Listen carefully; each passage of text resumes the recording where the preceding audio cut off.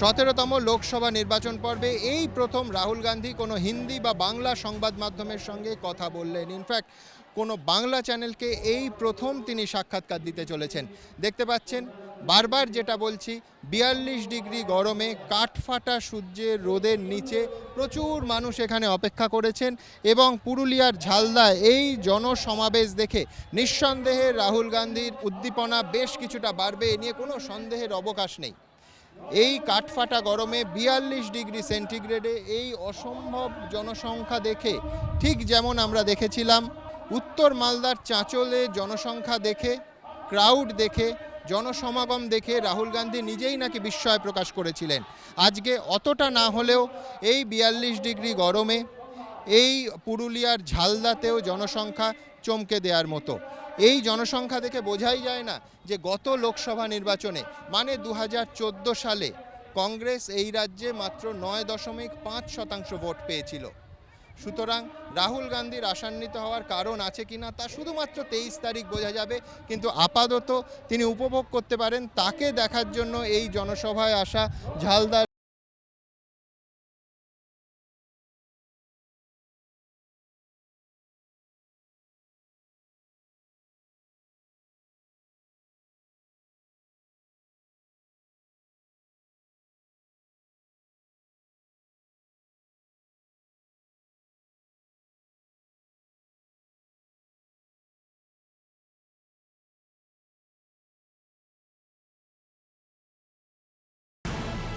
নির্বাচনে পঞ্চম দফা হয়ে যাওয়ার পর নিঃসন্দেহে জাতীয় রাজনীতিতে যেটা নতুন সেটা হচ্ছে প্রয়াত প্রধানমন্ত্রী রাজীব গান্ধী এবং বোফোর্স কেলেঙ্কারিকে আবার নিয়ে আসা হয়েছে। এমনকি প্রধানমন্ত্রী নরেন্দ্র মোদী এটাও বলেছেন যে আগামী 2 দফা বোফোর্স কেলেঙ্কারি এবং রাজীব গান্ধীর ভাবমূর্তির ওপর লড়া যেতে পারে। এই খোলা চ্যালেঞ্জ নরেন্দ্র মোদী দেওয়ার পর আজকে মঞ্চের ওপর থেকে শুধু রাহুল গান্ধী নয়, অন্য সমস্ত নেতারা একটাই কথা বলছেন, সেটা হচ্ছে রাজীব গান্ধীর সেন্টিমেন্ট। একদিকে প্রয়াত প্রধানমন্ত্রীর সেন্টিমেন্টকে ইভোক করার ক্ষেত্রে, সেন্টিমেন্টকে আবার তুলে আনার ক্ষেত্রে কংগ্রেস কি সফল হবে এই প্রশ্ন যেমন আছে, তেমন অন্যদিকে বোফোর্স কেলেঙ্কারির স্মৃতি, যে কেলেঙ্কারির জন্য একটি লোকসভা নির্বাচনের কংগ্রেসের শোচনীয় ভরাডুবি হয়েছিল, সেই স্মৃতি 2019-এ ফিরিয়ে এনে কি মাস্টার স্ট্রোক দিতে পারলো বিজেপি, নাকি পুরোটাই फ्लॉप शो হলো? चुनौती का जवाब दे दिया। मैंने कहा नरेंद्र मोदी मेरे और जो भी नफरत फेंकेंगे मैं वापस प्यार फेंकूंगा। मेरा रिस्पांस प्यार है, उनका रिस्पांस नफरत है। जो उनके दिल में है वो देंगे, जो मेरे दिल में है मैं दूंगा। नरेंद्र मोदी घबराए हुए हैं, डरे हुए हैं, मैं समझता हूँ। चुनाव हारने जा रहे हैं, उनका डर मैं समझता हूँ, और डर से वो नफ़रत पैदा हो रही है। तो वो नफ़रत तो उनकी है, मेरी नहीं है। राहुल जी, क्या कभी कभार आपको लगता है कि इस चुनाव में, 19 के चुनाव में, कभी जवाहरलाल नेहरू आपके साथ लड़ रहे हैं, कभी राजीव गांधी आपके साथ लड़ रहे हैं, क्योंकि बहुत सारे मुद्दे पर उन्हें लाया जाता है, घसीटा जा रहा है। जवाहरलाल नेहरू का कश्मीर पॉलिसी अभी क्रिटिसिज्म हो रहा है, बोफोर्स फिर से एक बार उभर कर सामने आ रहा है। तो क्या आपको लगता है कि ये सारे पुराने जो कारनामे हैं ये सामने आ रहे हैं? देखिए, लड़ाई मेरी लड़ाई, फ्रैंकली बोलूँ तो गरीबी के ख़िलाफ़, किसानों की जो हालत है, जो उनके दिल में दर्द है, अनएम्प्लॉयमेंट जो हमारे युवा हैं, उसके लिए मैं लड़ाई लड़ रहा हूँ। मेरी लड़ाई नरेंद्र मोदी जी की विचारधारा से है। नरेंद्र मोदी जी की विचारधारा तो है वो डर की विचारधारा है, नफ़रत की विचारधारा है, और उससे हिंदुस्तान का नुकसान होगा। अब नरेंद्र मोदी जिस प्रकार से लड़ना चाहते हैं वो लड़ें, मैं जिस प्रकार से लड़ना चाहता हूँ मैं लड़ूंगा। कांग्रेस का अतीत, कांग्रेस का इतिहास है। कांग्रेस नॉन वायलेंट पार्टी है। कांग्रेस भाईचारे की बात करती है। हमारा रिस्पॉन्स वही होता है। आप हमें मारिए, आप हमें पीटिए, अंग्रेज़ भी मारते थे, आप मारिए पीटिए, जितना मारना है हम आपसे सीखेंगे।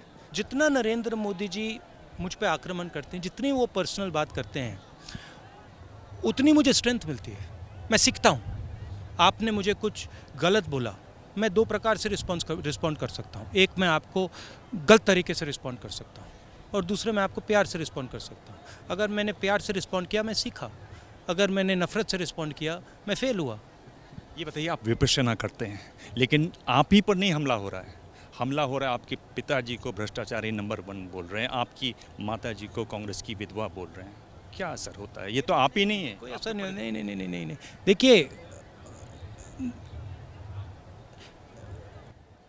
मैं जो बोल रहा हूँ वो मैं नहीं बोल रहा हूँ, मैं जनता की आवाज़ सुन रहा हूँ और जो जनता बोल रही है उसको मैं रिपीट कर रहा हूँ। वही काम मेरे पिता करते थे, वही काम मेरी दादी करती थी, वही काम ये हमारी सेना जो है करती है, वही काम हिंदुस्तान के किसान करते हैं। तो आपको जो भी बोलना है बोलिए, मज़े लीजिए, जो भी आपके दिल में आए, जितना भी आपको मुझे गाली देनी है दीजिए, मैं सब सह लूँगा। मैं अभी बोल रहा हूँ, जितनी भी नफ़रत से नरेंद्र मोदी मुझे बात करें, उससे 10-15 गुना नफ़रत तो मैं खा सकता हूँ 2 मिनट में। उधर मतलब पता भी नहीं लगता मुझे। आप फिर भी जप्पी की बात करते हैं। मैं प्यार देता हूँ, मैं प्यार से काम करता हूँ, क्योंकि ये जो देश है इसका इतिहास प्यार है। इसके इतिहास, ये देश नफ़रत से नहीं चल सकता, कभी नहीं चल सकता। राहुल जी, एक शब्द मैं इस्तेमाल कर सकता हूँ, गांधीगिरी। तो आप केरल में देखिए 19 में, क्या 2019 के चुनाव में गांधीगिरी चल सकता है? आप केरल में वामपंथियों के खिलाफ एक लफ्ज़ तक नहीं कहा है, लेकिन प्रकाश, देखिए, गांधी जी के आइडियाज़ जो थे वो भी उन्होंने हिंदुस्तान की हिस्ट्री से, हिंदुस्तान के इतिहास से लिए हैं। ये जो जिस चीज़ की मैं बात कर रहा हूँ, ये गांधी जी से शुरू नहीं हुई, ये गांधी जी से बहुत पहले हिंदुस्तान में है। गांधी जी ने उसको उस समय की आवाज़ दी थी और गांधी जी ने ज़बरदस्त काम किया था। हिंदुस्तान की जो ऊर्जा है, जो एनर्जी है, उसको उन्होंने सुपर पावर के खिलाफ खड़ा करके सुपर पावर को हराया था। तो बहुत बड़ा काम किया। मगर गांधी जी ने भी जो सोच निकाली थी वो हिंदुस्तान की जनता में से निकाली थी, हिंदुस्तान की हिस्ट्री में से निकाली थी, हिंदुस्तान के इतिहास में से निकाली थी। तो ये मतलब ये नरेंद्र मोदी जी इस देश को नहीं समझे हैं।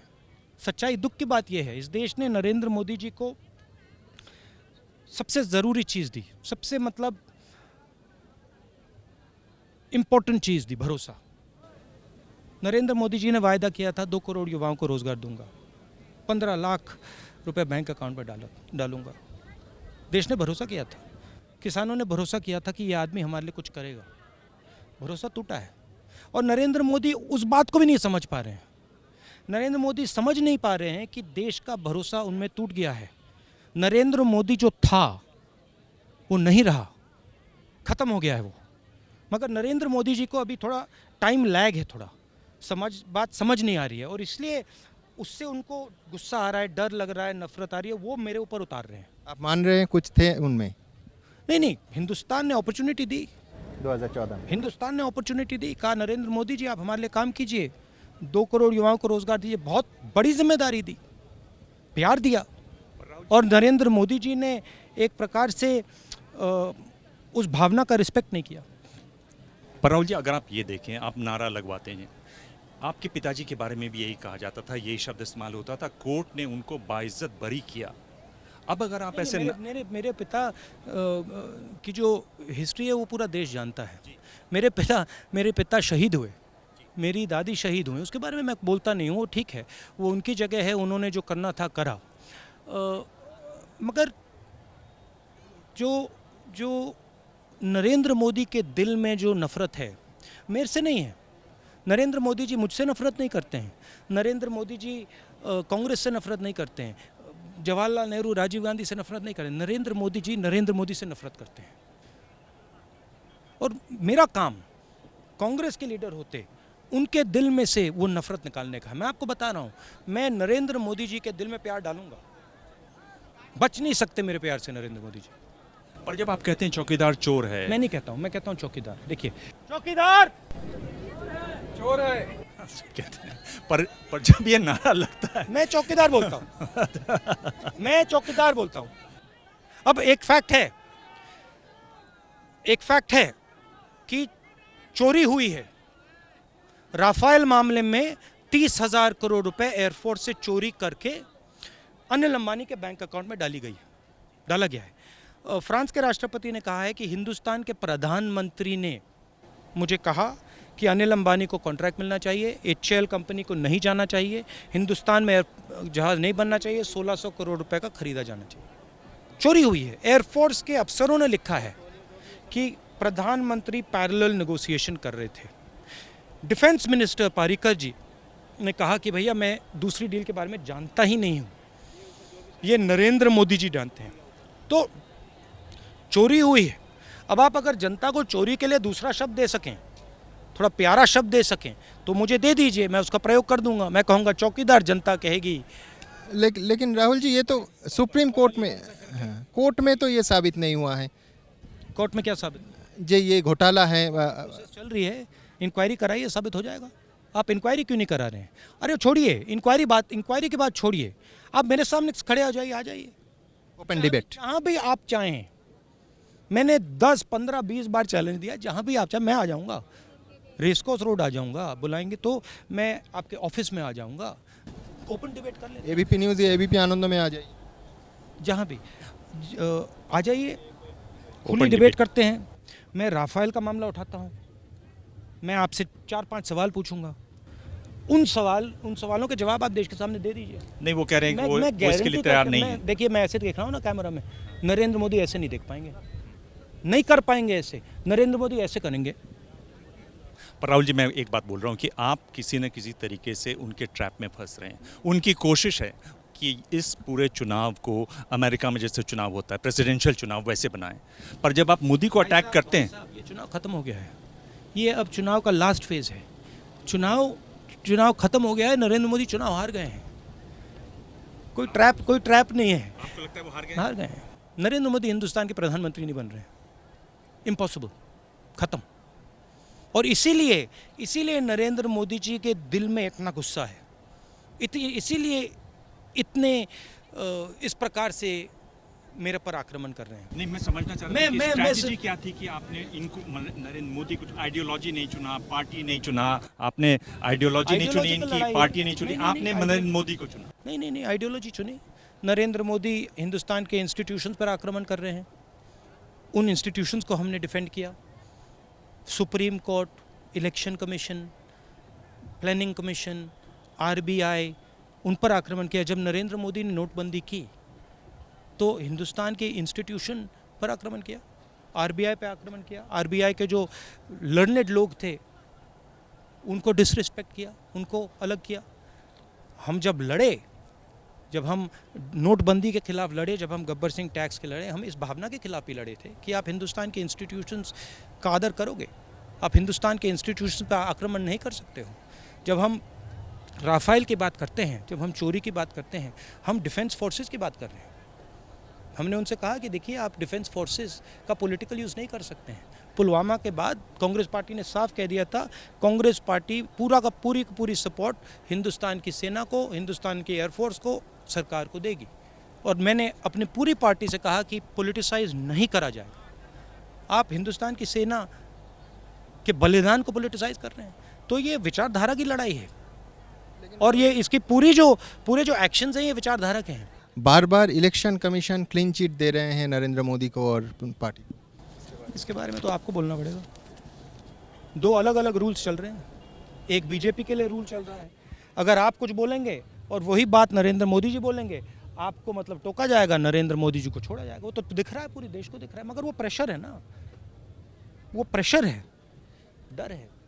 आप देखिए, फ्रैंकली चुनाव के जो स्टेजेस हैं, किस प्रकार से कहाँ चुनाव हुए हैं, उस पर भी क्लियरली फ़ायदा तो नरेंद्र मोदी का है।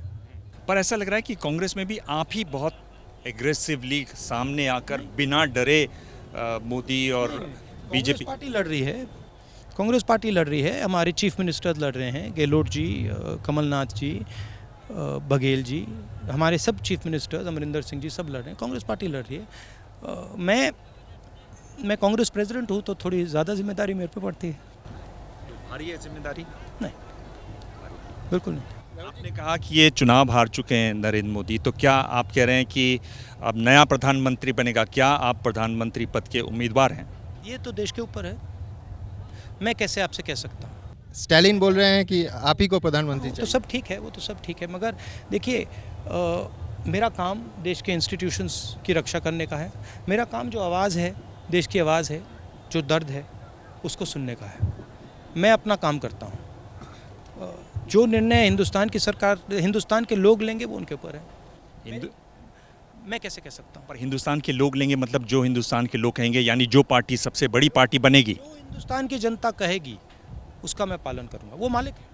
पर हिंदुस्तान की जनता ये नहीं कहेगी कि प्रधानमंत्री कौन बनेंगे, वोट तो वोट देगी पार्टियों को।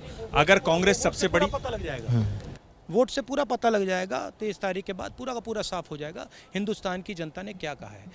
उससे पहले मैं इस सवाल का जवाब नहीं दे सकता हूँ, क्योंकि मैं उनकी आवाज़ को सुनकर काम करता हूँ। वो मालिक है, मैं उनका काम करता हूँ। राहुल जी, गठबंधन के बात पे आए। हम जिस राज्य में बैठे हैं यहाँ 19 जनवरी को महागठबंधन का ब्रिगेड पैरेड ग्राउंड में एक रैली हुआ था, जहाँ आप खुद खत लिखे थे और मल्लिकार्जुन खड़गे जी को वहाँ भेजा। फिर उसके बाद से आज तक ममता बनर्जी, मायावती, आप किसी के साथ कांग्रेस का मिल नहीं रहा है और रैलीज में हमला चल रहे हैं एक दूसरे पे। देखिए साउथ से स्टार्ट करते हैं। अभी आपने स्टालिन जी की बात की, केरला में चलिए यूडीएफ, महाराष्ट्र में चलिए शरद पवार जी। राहुल जी सॉरी, एक बार प्रेस कॉन्फ्रेंस करके प्रकाश कारात बोल रहे हैं कि राहुल गांधी को हराने के लिए उस क्षेत्र में सब कुछ करेंगे एलडीएफ और सीपीआईएम। केरला में, और करना चाहिए, बिल्कुल करना चाहिए। आप तो गांधीगिरी कर रहे हैं। नहीं, गांधीगिरी का मतलब नहीं कि हम अपनी विचारधारा के लिए नहीं लड़ेंगे। क्या गांधी जी लड़े नहीं थे क्या? बिल्कुल, सीपीएम को बिल्कुल लड़ना चाहिए और हम भी लड़ेंगे। लेकिन उनके खिलाफ आप कुछ नहीं बोल रहे हैं। नहीं, मैं केरल में मैसेज देने के लिए गया था। मेरा काम था कि जो साउथ के लोग हैं उनको लग रहा है कि हिंदुस्तान में हमारी जिस प्रकार से आवाज़ सुनाई देनी चाहिए उस प्रकार से नरेंद्र मोदी जी उस आवाज़ को दबा रहे हैं। इसलिए मैंने कहा कि मैं मैसेज देने के लिए साउथ से लड़ूंगा। मगर चलते हैं वापस अलायंस पर। महाराष्ट्र, बिहार, झारखंड, जम्मू कश्मीर, इन सब जगह तो हमारा अलायंस है, नेशनल अलायंस है, ठीक है। अब बचा बंगाल। बंगाल में सेक्युलर पार्टी आएगी, नॉन सेक्युलर पार्टी आएगी? क्या लगता है आपको? सेक्युलर पार्टी आएगी। चलिए यूपी की बात करते हैं। यूपी में सेक्युलर फॉर्मेशन जीतेगा, नॉन सेक्युलर फॉर्मेशन जीतेगा। उसमें हमारी सीटें आएंगी, उसमें बीएसपी और एसपी की सीटें आएंगी। बीजेपी के लिए का दरवाज़ा हमने सब जगह बंद कर दिया। सेकुलर पार्टियों में दरार और अपने बीच ये जो टेंशन रहता है। अब आप क्या एक्सपेक्ट करते हैं कि टेंशन नहीं रहेगा? क्यों नहीं रहेगा? और होना चाहिए। उनकी पॉलिटिकल पोजीशन थोड़ी अलग है, हमारी थोड़ी अलग है। अब यूपी में समाजवादी की जो व्यू है हमसे थोड़ी अलग है, हमारी थोड़ी अलग है। क्यों नहीं टेंशन होगा? बिल्कुल होगा, होना चाहिए। मगर कोऑपरेशन भी है। मैंने बोला है, प्रियंका से और सिंधिया जी से बोला है, जी देखिए जहाँ हमारा कैंडिडेट जीत रहा है वहाँ पे हमें पूरा दम लगाकर जितवाना है। जहाँ लग रहा है कि हमारा कैंडिडेट फाइट में नहीं है उधर बीजेपी के कैंडिडेट्स को हराना है। सिंपल सीधी सी बात है। मगर हम अपनी विचारधारा के लिए तो लड़ेंगे ना, पार्टी के लिए तो लड़ेंगे। तो ये थोड़ा जिसको आप बहुत बड़ा बना देते हैं, ये थोड़ा टेंशन रहता है। मेरा मतलब मेरी रिलेशनशिप नेशनल लीडर से बहुत अच्छी है और सबसे, मायावती जी, ममता बनर्जी से मैं रिस्पेक्ट करता हूँ। देखिए सुनिए, ममता जी की मैं रिस्पेक्ट करता हूँ, उनकी जगह है, उनकी पार्टी है। हम लड़ रहे हैं, बंगाल में लड़ रहे हैं। बट पर्सनली मेरा ममता जी के खिलाफ, मायावती जी के खिलाफ, अखिलेश यादव जी के खिलाफ कुछ नहीं है। जो नाम प्रधानमंत्री पद के लिए आ रहे हैं उसमें ममता बनर्जी, मायावती, शरद पवार, चंद्रबाबू नायडू, इनमें से आपको कौन ज़्यादा पसंद है? नहीं, जैसे मैंने पहले बोला, मेरा लक्ष्य 23 मई तक फुल एनर्जी डालकर बीजेपी, आरएसएस, नरेंद्र मोदी को हराने का है। मैं इस बात में आऊँगा ही नहीं, क्योंकि मैं जानता हूँ ये आप डिस्ट्रैक्ट करने के लिए कर रहे हैं। मैं उसमें फंसूंगा ही नहीं। मैंने मतलब जैसे अर्जुन ने आग देखी थी, मैंने आग देख ली, वहाँ मैं तीर मारूंगा और वो तीर लगेगा जाके। उसके बाद आँख में है कि जो हिंदुस्तान के इंस्टीट्यूशंस हैं, हिंदुस्तान की कल्चर को कॉन्स्टिट्यूशन है, उसकी रक्षा करनी है। और जो हिंदुस्तान की जनता की आवाज़ है, जिसको नरेंद्र मोदी, आरएसएस दबाने की कोशिश कर रहे हैं, उस आवाज़ को सपोर्ट करना है। मुझे और कुछ नहीं दिख रहा। ममता बनर्जी बोलते हैं कि वो बच्चा है, नादान है, तो उसके खिलाफ कुछ नहीं बोलेंगे। आप मेरे बारे में जो भी लोग बोल रहे हैं वो बोल सकते हैं, मुझे कोई प्रॉब्लम नहीं। मैं सीखता हूँ। अगर कोई मुझे कहता है कि मेरे बारे में कुछ कहता है, मैं सुनता हूँ, सीखता हूँ। उनका एक आरोप ये भी है कि आपके दो उम्मीदवार, बड़े उम्मीदवार अधीर चौधरी और अभिजीत बाबू, दोनों आरएसएस के मदद से लड़ रहे हैं। ऐसी बात नहीं, हो ही नहीं सकता। अधीर को तो मैं जानता हूँ, बहुत अच्छी तरह जानता हूँ, हो ही नहीं सकता, सवाल नहीं उठता। एक जो विपक्ष जो आरोप लगाता है वो ये लगाता है, वो ये कहता है कि जब सोनिया गांधी पार्टी की अध्यक्ष थी, हम जानते थे कि अगला अध्यक्ष कौन बनेगा, राहुल गांधी बनेंगे, इसमें सिर्फ गांधी नेहरू परिवार के ही लोग बन सकते हैं। ये जो विपक्ष लगातार खूब बोलते हैं, प्रधानमंत्री भी बोलते हैं, पार्टी अध्यक्ष भी बोलते हैं। बात है, इंटरेस्टिंग बात है। आपने मुझे बोला कि राजीव गांधी जी का आखिरी इंटरव्यू आपने किया, कितने साल हुए? 91, ठीक। तब से आज तक गांधी फैमिली का कोई प्राइम मिनिस्टर नहीं हुआ। तभी मनमोहन सिंह जी 10 साल रहे, राव जी रहे, तभी नरेंद्र मोदी जी ऑब्सेस्ड हैं। मतलब नरेंद्र मोदी जी ऑब्सेस्ड क्यों हैं? क्योंकि वो जानते हैं कि हम विचारधारा की लड़ाई लड़ते हैं, और वो जानते हैं कि हमारा एक प्रकार से रिश्ता है जनता के साथ। हम सुनते हैं, जनता की बात सुनते हैं, प्यार करते हैं हम जनता से। मगर अगर आप देखें तो हिंदुस्तान 10 साल मनमोहन सिंह जी प्रधानमंत्री, उससे 5 साल पहले नरसिम्हा राव जी, ये कांग्रेस के थे ना, या ये किसी और पार्टी के थे? कांग्रेस के ही थे ना, है ना? गलती तो नहीं कर रहा ना मैं? हाँ। अच्छा, इस राज्य में लेफ्ट के साथ आपका गठबंधन होने वाला था, लेकिन वो लास्ट अध्याय में कुछ बिगड़ गया। क्या हुआ? मतलब डिस्कशंस में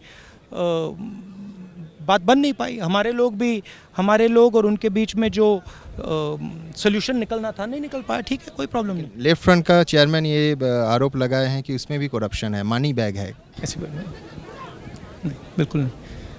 अब अगर लेफ्ट फ्रंट चाहे कि हम बिल्कुल मतलब अपने आप को बंगाल से मिटा दें, हम नहीं करेंगे। 2-3 आरोप जो आप पर लगते हैं उसमें एक नागरिकता वाला सवाल है। राहुल जी, बार बार सवाल क्यों आ जाता है? ये क्या वजह है कि ये अब बार बार मतलब देखिए, मेरे पिता के बारे में आता है, मेरे बारे में आता है। आप सरकार में है ना, आप जो इंक्वायरी करा लीजिए। आपको पता लगाना है, पता लगा लीजिए। अगर आपकी सच्चाई निकल गई तो एक्शन ले लीजिए, जेल में डाल दीजिए मुझे, करिए। आप 5 साल से सरकार में हैं, क्यों नहीं किया आपने? करो, मैं नहीं डरता हूँ। एक जो पर्सनल आरोप और जो अभी प्रधानमंत्री लगाना शुरू किया, कहा कि इनके जो पार्टनर थे उनको भी ऑफसेट ना लगाओ, पूरा इंक्वायरी करो ना। आप 5 साल से हो, करो, क्यों नहीं कर रहे हो? कुछ है ही नहीं, करो जितना करना है। आप सरकार, आप प्राइम मिनिस्टर हो, करो। क्यों नहीं किया आपने पिछले 5 साल? आपको डर नहीं है? क्या डर? अरे भैया, सच्चाई पे काम करता हूँ मैं सच्चा आदमी हूँ, क्या डरना है मुझे? राहुल जी, न्याय के बारे में आते हैं। कुछ इकोनॉमिस्ट का कहना है कि ये जो हैं ये देश के इकोनॉमी पर बहुत बड़ा बोझ डालने वाले हैं। थोड़ा न्याय के बारे में मैं आपको बता देता हूँ। न्याय के 2 लक्ष्य हैं। एक लक्ष्य है कि गरीबों पर जो अत्याचार नरेंद्र मोदी जी ने किया है, गरीबों को न्याय देने का फर्स्ट, और वो सिंपल है। 25 करोड़ लोग, 5 करोड़ परिवारों को महिला के बैंक अकाउंट में साल का 72,000 रुपये, 5 साल का 3,60,000 रुपये उस दिन तक जब तक उनकी आमदनी 12,000 रुपये प्रति महीना की होगी। जैसे उनकी आमदनी 13-14,000 होगी, न्याय बंद हो जाएगा उनके लिए। मगर न्याय के पीछे एक दूसरी सोच है, और बहुत पावरफुल सोच है। नरेंद्र मोदी जी ने जब नोटबंदी की, गब्बर सिंह टैक्स लागू किया, तो जो जनता की परचेजिंग कैपेसिटी थी, उन्होंने उसको डिस्ट्रॉय कर दिया, नष्ट कर दिया। जेब से पैसा निकाल दिया, घर से पैसा निकाल दिया, अनिल अंबानी को दिया, नीरव मोदी को दिया। जनता की जेब में पैसा नहीं तो जनता ने माल खरीदना बंद किया, शर्ट, पैंट, जूता बंद किया। डिमांड ड्रॉप हुआ, दुकान बेच नहीं पाई, फैक्ट्री ने नहीं बनाना बंद कर दिया। फैक्ट्री ने बनाना बंद किया, फैक्ट्रियों के मालिक ने कहा भैया आपको हम रोज़गार नहीं दे सकते, युवाओं को भगा दिया, कहा भैया अभी यहाँ पे जगह नहीं है, क्योंकि वहाँ पे तो मतलब कुछ खरीदा नहीं जा रहा है। तो नरेंद्र मोदी जी ने हिंदुस्तान की इकोनॉमी पे आक्रमण किया, डिमांड पे आक्रमण किया। न्याय योजना का लक्ष्य, दूसरा लक्ष्य ये है कि जैसे ही हम पैसा डालेंगे बैंक अकाउंट्स में, 25 करोड़ लोग वो माल खरीदना शुरू करेंगे, शर्ट, पैंट, जूता, डिमांड क्रिएट होगा, परचेजिंग कैपेसिटी बनेगी, दुकानें चालू हो जाएंगी, फैक्ट्रियाँ चालू हो जाएंगी, इकोनॉमी चले। It is a way to jump start economy. And frankly, जो आपने अभी बोला कि इकोनॉमी से आपने बात की है, it can not be correct, because हमने एक से नहीं, दुनिया के टॉप इकोनॉमिस्ट से हमने सिर्फ इसमें बहुत दो राय हैं, बहुत ही दो राय हैं। हमने सिस्टमैटिकली 6 महीने से हम इस पे लगे हैं। सिस्टमैटिकली हमने इसको 6 महीने के लिए असेस किया है, नंबर्स चेक किए हैं, रीचेक किए हैं और हमने टॉप इकोनॉमिस्ट से पूछा है। तो इससे ज़बरदस्त फ़ायदा होने वाला है। मेन मुद्दा चुनाव का, और अब हमारा ये आ गया चौपर है आ तो- गया आपका। चौपर आ गया है तो मुझे जाना पड़ेगा। मेन मुद्दा चुनाव का बेरोजगारी, किसानों की हालत और भ्रष्टाचार। और नरेंद्र मोदी आगे पीछे दौड़ रहे हैं मगर इन सवालों के जवाब नहीं दे पा रहे हैं। आज हिंदुस्तान में 27,000 युवा 24 घंटे में रोजगार खोते हैं। वो है नरेंद्र मोदी का मेक इन इंडिया। 27,000 खोते हैं। 45 साल से सबसे ज्यादा बेरोजगारी हिंदुस्तान में आज है। नरेंद्र मोदी जी का काम। तो नरेंद्र मोदी जी को देश को बताना चाहिए कि वो बेरोजगारी के लिए क्या करने जा रहे हैं और पिछले 5 सालों में उन्होंने किस प्रकार से फेल किया। किसानों की बात करनी चाहिए और भ्रष्टाचार की बात करनी चाहिए। नरेंद्र मोदी जी को देश को बताना चाहिए कि अनिल अंबानी को 30,000 करोड़ रुपए उन्होंने क्यों दिए। राहुल जी, मेरे पास एक आखिरी सवाल है। ये जो वाड्रा पर ईडी के जिस तरह से केसेस चल रहे जो हैं, भी आपको करना करिए ना, आप इन्वेस्टिगेट कीजिए। मैं इन्वेस्टिगेशन थोड़ी रोक रहा हूँ। आप प्रधानमंत्री आप करिए, एक काम करिए, आप प्लीज़ राफेल का भी करा दीजिए। राफेल का इन्वेस्टिगेशन करा दीजिए, जेपीसी लगवा दीजिए।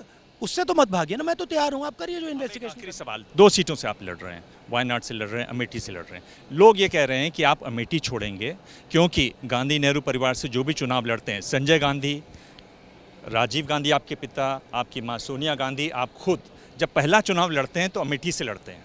आप वो सीट छोड़ेंगे और प्रियंका गांधी वहाँ से, मतलब जब पहला चुनाव जो आपने लड़ा पॉलिटिकल कैरियर में, जो पहला चुनाव लड़ा, संजय गांधी, राजीव गांधी, राजीव सोनिया, गांधी ने कौन सा छोड़ा? नहीं, उन्होंने पहला चुनाव जो लड़ा वो अमेठी से लड़ा। वो सब हर टाइम अमेठी से लड़ते थे। हाँ। वही मैं कर रहा हूँ। नहीं, सोनिया जी अमेठी से लड़ी। नहीं, वो आप छोड़ने की बात कर रहे थे क्या? नहीं, आप अमेठी से लड़े पहला चुनाव, तो अब आप दोनों से जीतते हैं तो आप अमेठी छोड़ेंगे ताकि प्रियंका गांधी वहाँ से चुनाव लड़े। वो मैंने डिसाइड नहीं किया है। चुनाव को 23 मई को आने दीजिए, फिर डिसाइड करेंगे। कितनी सीटें आती हैं आपको लग रही हैं? जनता के ऊपर है, मैं कौन होता हूँ कहने के लिए। Thank you.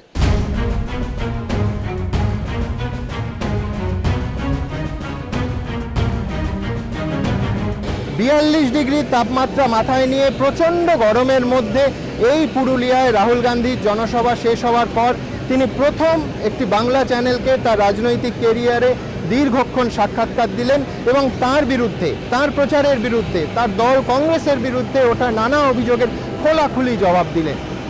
এই মুহূর্তে পুরুলিয়া থেকে সুমন দে, এবিপি আনন্দ।